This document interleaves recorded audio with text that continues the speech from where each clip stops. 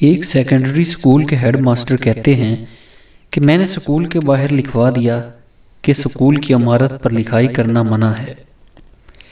ایک دن جب میں اسکول پہنچا تو کیا دیکھتا ہوں کہ کسی نے اسکول کی ساری بیرونی دیواروں کو انتہائی بے دردی سے اسپرے پینٹ کے ساتھ خرافات لکھ کر اور گندے نقش و نگار بنا کر خراب کر ڈالا ہے۔ میرے اسکول کے لیے یہ پہلا اور افسوسناک واقعہ تھا۔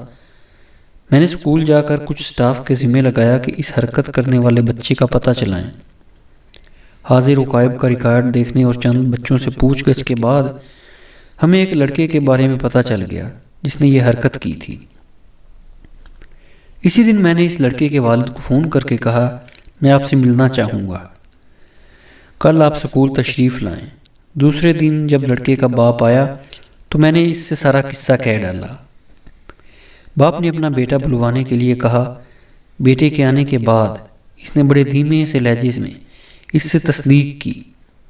لڑکے نے اعتراف کیا تو باپ نے وہیں بیٹھے بیٹھے ایک رنگ ساز کو فون کر کے بلایا، دیواروں کو پہلے جیسا رنگ کرنے کی بات کی، مجھ سے اپنے بیٹے کے رویے کی معافی مانگی، اجازت لے کر اٹھا اور اپنے بیٹے کے سر پر شفقت سے پیار کیا اور دھیمی سی آواز میں اسے کہا بیٹے اگر میرا سر اونچا نہیں کر سکتے تو کوئی ایسا کام تو نہ کرو جس سے میرا سر نیچا ہو، اور یہ کہتے ہوئے چلا گیا۔ میں نے دیکھا کہ لڑکے نے اپنا منہ اپنے دونوں ہاتھوں میں چھپا لیا تھا، واضح دکھائی دے رہا تھا کہ وہ رو رہا ہے۔ مجھے بہت حیرت ہو رہی تھی کہ لڑکے کے باپ نے کیا خوب نفسیاتی طریقہ اپنایا تھا۔ اس کی چھوٹی سی بات نے جو کام کر دکھایا تھا ویسا نتیجہ تو مار پیٹ سے بھی نہ حاصل ہو پاتا۔ میں نے لڑکے کے تاثرات دیکھنے کے لیے اس سے پوچھا بچے تیرا باپ بہت شفیق اور محترم انسان ہے اور اس نے تجھے کوئی خاص سرزنش بھی نہیں کی، پھر تجھے کس بات پر رونا آ رہا ہے؟ لڑکے نے کہا سر اسی بات پر تو رونا آ رہا ہے کہ کاش میرا والد مجھے مارتا اور سزا دیتا، مگر ایسی بات تو نہ کہتا۔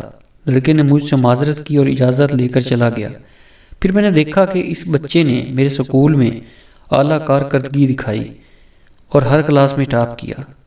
سچ کہا کسی نے کہ اولاد کو پیار محبت سے سمجھانا چاہیے، نہ کہ ڈنڈے سے یا گالم گلوچ سے۔